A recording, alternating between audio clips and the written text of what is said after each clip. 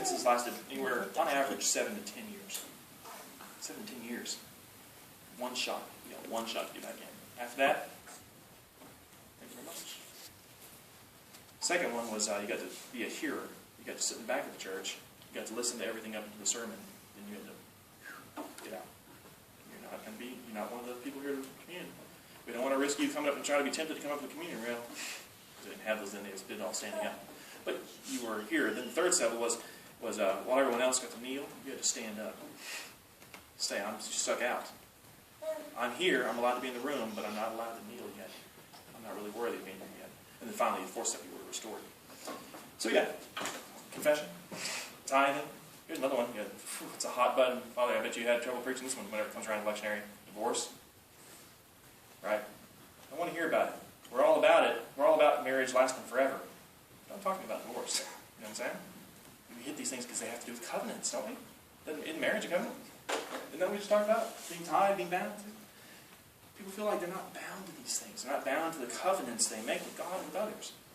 You know, part of the great thing, sort of coming back on the covenant, is part of the great thing about the baptismal covenant is it acknowledges that there are going to be times where you fall away. You know, whenever you fall away from the Lord, you promise to repent and return to the Lord and seek His grace, seek His goodness. I would say, you all say, then the whole group, Father has a whole group say it, I will with God's help. Which means you're not on your own, you get to do it, but with God's help. All these things just come together in one sense that we are genuinely, to be a good covenant people of God, you've got to be bound together and know that what affects you, affects you, affects you, affects you. It's not just your faith. Think about how many things that really kind of, just things that get in your side that are really kind of, I think they're devil tricks. Things that kind of, the devil has, right now I'm using, for my church, I'm using for Lent, I'm preaching on screw tape letters. I'm trying to teach people how to be more despicable Christians. But screw tape letters were written by C.S. Lewis, who's a senior devil teaching a younger devil how to be a better devil. How do you draw the Christians away from their maker, who he calls the enemy? And he refers to his Father who art below. Instead of our Father who art in heaven, we got our Father who art below. And one of the tricks he says, he goes, don't worry if your friend there goes to church. Don't let it bother you. There's plenty of opportunities in church for him to get distracted right all over again. In fact, it's probably better if he stays in church because he'll more quickly leave it. He'll realize that person 2 pews over is wearing too strong a perfume. He'll show up one day and say, they're in my pew.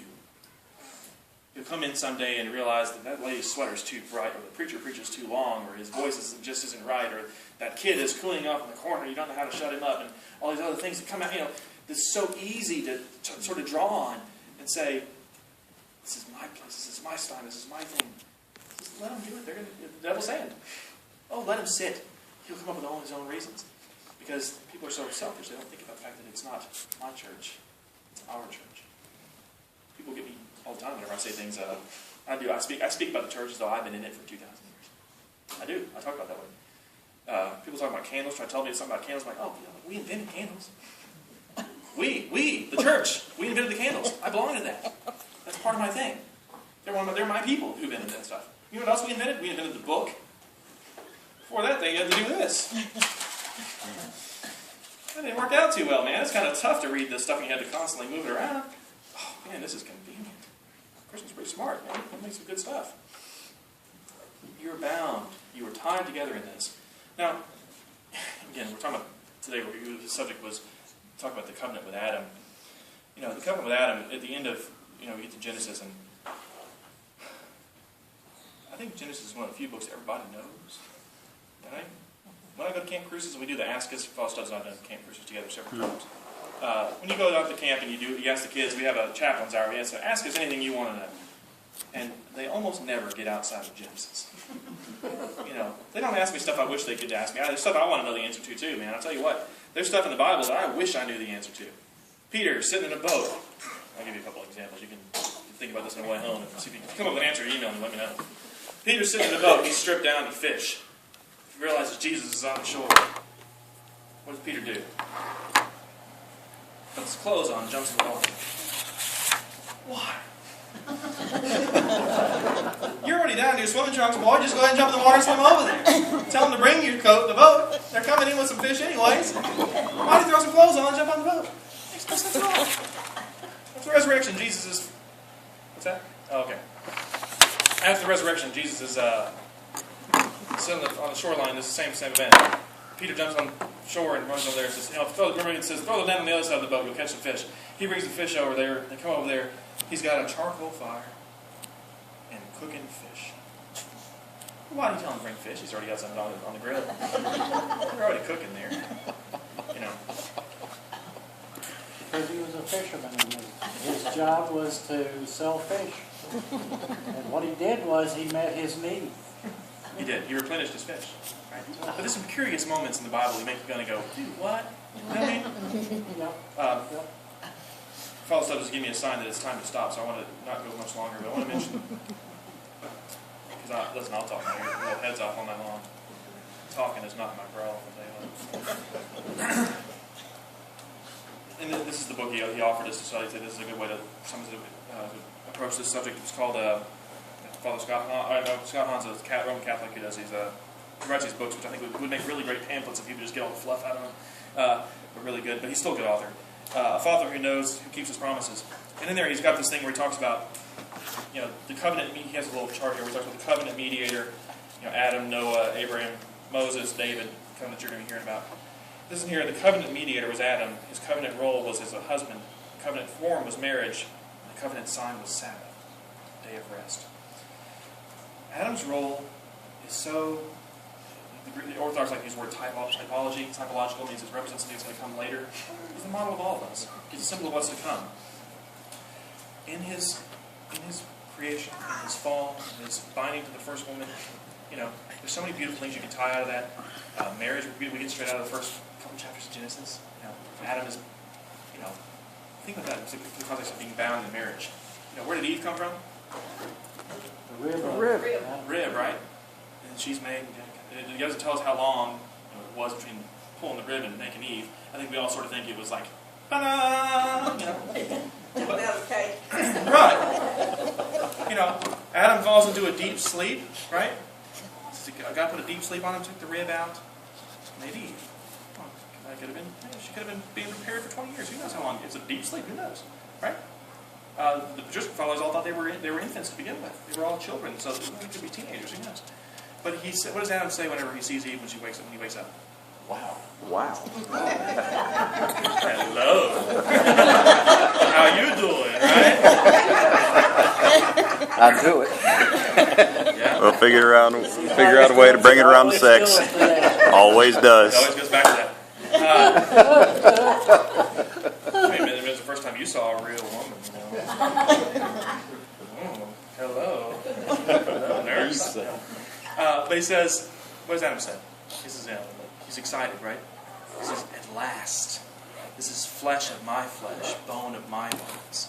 Right? St. Augustine, when preaching on that, talks about what bound them in marriage. People often the sacraments are discussed on what the sign of marriage is, and some of the scholars think that the binding in marriage is the first time that the couple comes together sexually.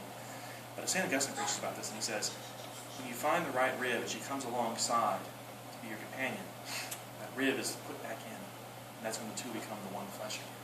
They're bound together because they are one flesh. That's sort of the sign we have in this covenant with Adam. And there, of course, the reward for this all is, after completing creation, is this day of rest. To get to rest and be together. And to honor creation, to have dominion over it, but also to have that day of sort of restfulness where it's complete. The completeness of creation is bound in having a proper order, having things that are bound together in the right program. He goes into great detail about kind of the order of creation. I can draw all that out for you, but it's not going to help you for this. Just knowing that these things we are tied. We are literally bound together by something that is permanent. And it recalls of us, of course there's always penalties when you break covenants, penalties when you break things.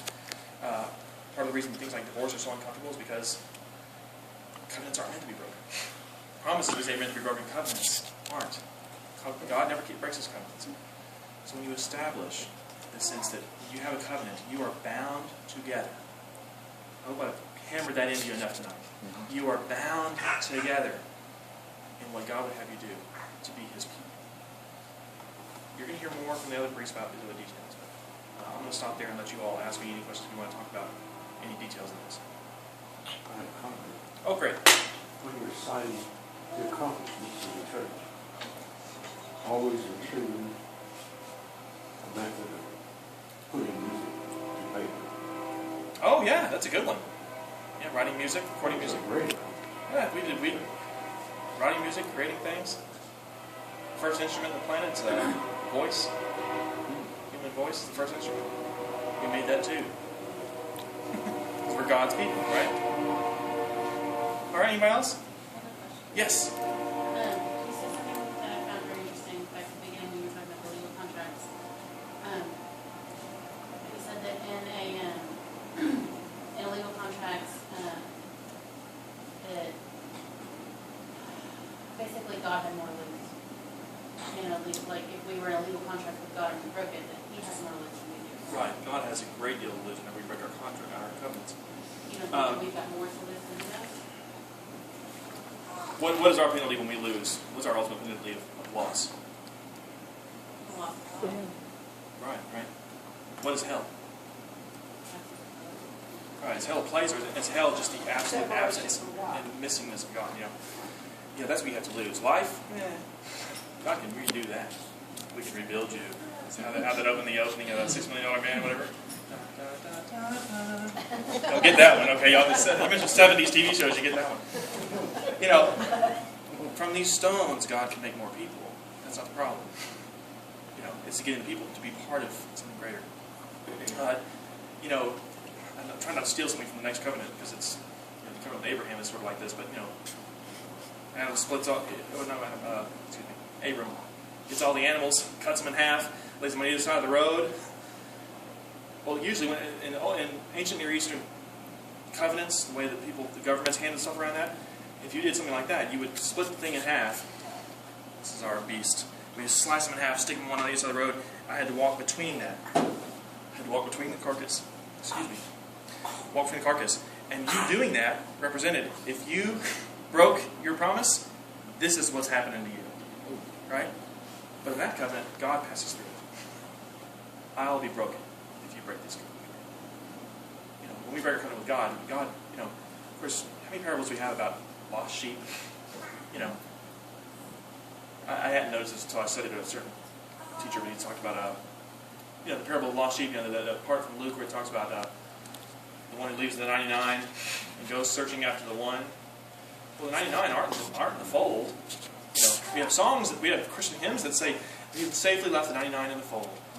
That's a hymn. It's not what the Bible says. The Bible says he left the 99 in the wilderness and went looking for the one. It's a much braver thing, to leave 99 in the wilderness where they can wander off again and then go searching for that one. God has a great deal to lose. But, of course we do too. We have that terrible absence and neglect of God.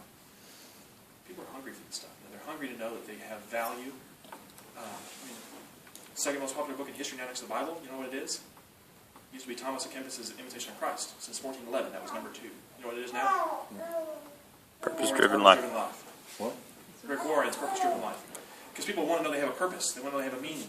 That book is so popular because people want to have value. Some of you may be retired. You ever feel like when you retire, you feel like you have no purpose anymore? People say the number one killer of old men is retirement, because they've lost their purpose, lost their value. Covenants give you value. They give you strength. They give you meaning. They give you a purpose for which you were made, and which supports you whenever you're down and out. So I'm going to stop because I was going late. You guys are probably ready to go home and take the train home or something. Anybody else? Any more questions? Okay, if you have anything you want to ask and you didn't want to ask it publicly, feel free to stop me. I'll stick around a little while.